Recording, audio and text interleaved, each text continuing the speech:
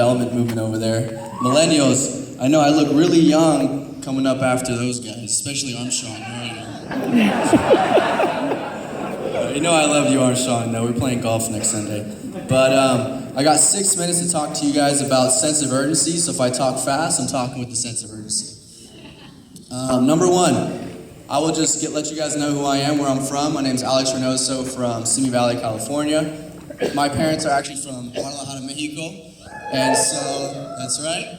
And, they moved here about 22 years ago, had 4 boys. My dad, ever since I can remember, always told me, you're never going to be wealthy, you work for somebody else. And I never knew what he meant until I got a job. I started doing, construction when I was 15, bounced around from different jobs from 16 to 18. And I finally understood what he meant by that, especially, after 17 years of him working for an airline, he lost his job. And so we had a paycheck in the middle.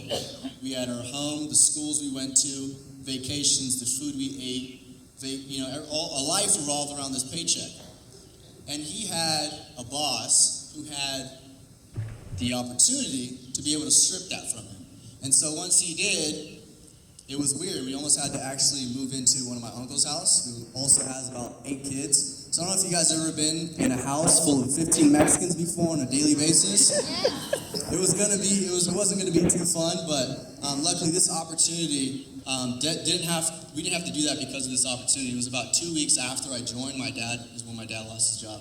And how I got started was, Nolan told you guys earlier, is he was basically texting me for a while saying, hey, you're friends with Tyler Wenz, you should do what it is that I do. And to be honest, at the time I had a really big ego and a very small bank account. So I turned him down instantly until I got a phone call on my day off from a lady named Hannah Hornstein. And you guys know you can't say no to her.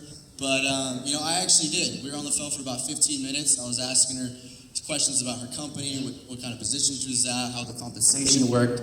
And I was involved with a few different direct sales companies in the past. So I thought where I was at was going to get me where I wanted to go, but it wasn't. So I said, no to the opportunity, but if you're making that much money, I'd love to at least grab lunch with you and pick your brain.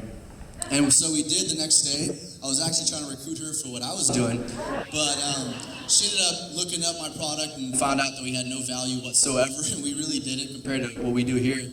And she really asked me a bunch of questions of what it is that I wanted to do, and I really just wanted a lot of money because I wanted a lot of freedom.